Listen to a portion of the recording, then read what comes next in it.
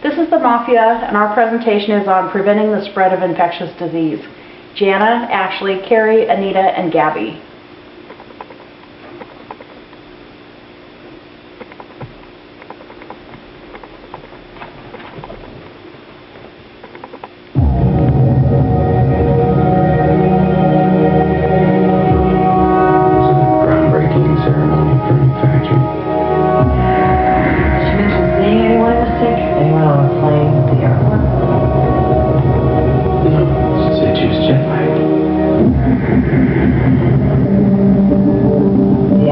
Touches their face 3 to 5 times every waking minute.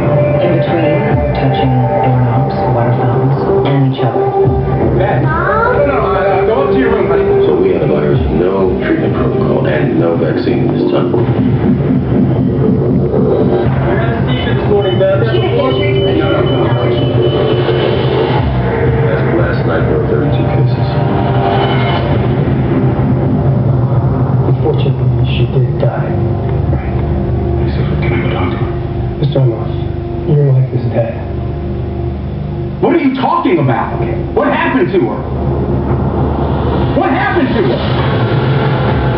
Is there any way someone could weaponize the bird flu as outflooded? Someone doesn't have to weaponize the bird flu. The birds are doomed. Watch this. It's transmission, so we just need to know which direction. On day 1, there were 2 people, and then 4, and then 16. It's us.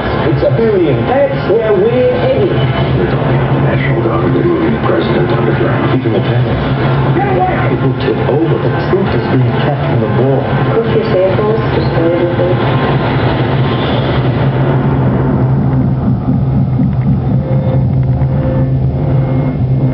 Look, I need you to get me the names of everyone who served at this room. It's an emergency. You can't panic now. I'm gonna get you home. I got people too, Dr. Cheever. We all do.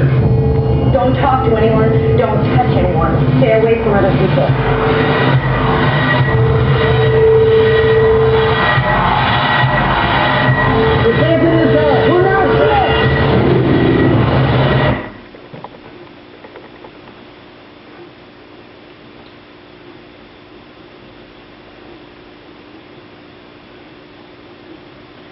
So we felt it was imperative to show a Hollywood clip to show the drama that could come if there was an infectious disease that spread that we could not control. But we feel like we have answered some of the critical things that we need to in order to prevent the spread of infectious disease.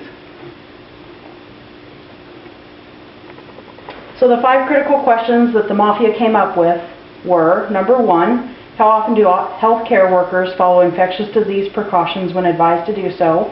Number 2, what sort of access do different countries have to protective gear to prevent the spread of infectious disease?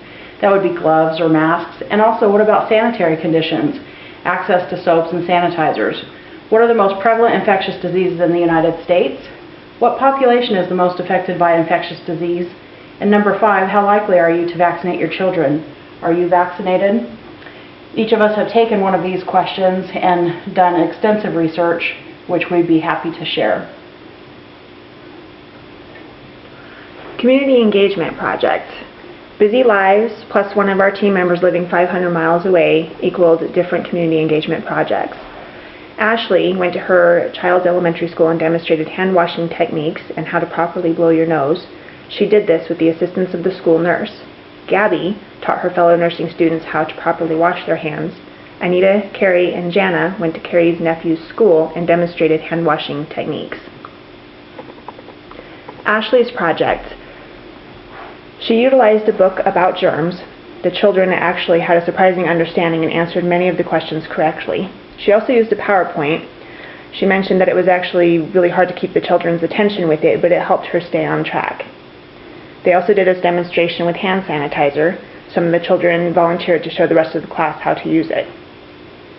There was also a demonstration for hand washing and nose blowing. The hands-on technique was the best way to teach the children since there were several kids in the class who had the sniffles. And then for Anita, Carrie, and Jana's project, we started out with Ashley's PowerPoint. We wanted to see what the children knew because we had learned when we arrived that the school nurse had been in the week before. But we didn't let this destroy our confidence to reach more children.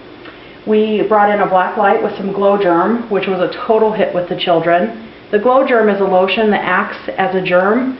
Once they had it on, the black light showed them where they had the most germs. And then they went to the sink in the classroom, and the task was to rid their hands of the glow germ, which of course they could not see.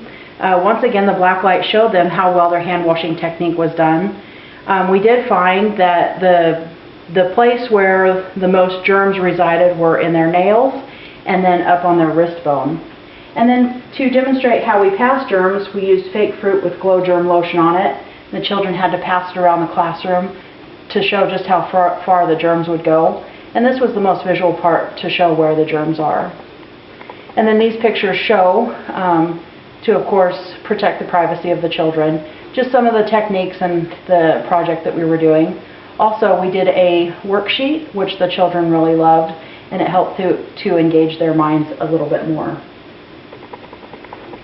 This is a picture from the PowerPoint that we use that just talks about germs, how they're found on everything that we touch, and that we touch things with our hands, and that from that the germs get on our hands and can make us sick, and that we cannot see the germs as they are invisible.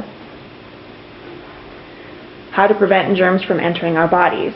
There are a couple of techniques. One is to wash our hands with soap and water, especially if they're soiled, and then also to use hand sanitizer in between hand washing. And then, of course, the 8 steps of hand washing, very important to use warm water and use the soap and rub your hands together, cleaning the front and back of hands, not forgetting that your thumbs are part of your hand. Clean your fingernails if you have a brush to use that. Clean our wrists, clean in between our fingers, and then you wash your hands for 20 seconds doing this, and 20 seconds would be singing the happy birthday song twice, and then of course again using the warm water and drying hands with a towel and shutting off the faucet with that towel. Did we come up with a viable solution? Well, these are all of the individuals that participated in the project. We can say with confidence that yes, we did. Why? Because we have found that education is #1, and we have helped almost 100 individuals this week learn the basics of infectious disease prevention.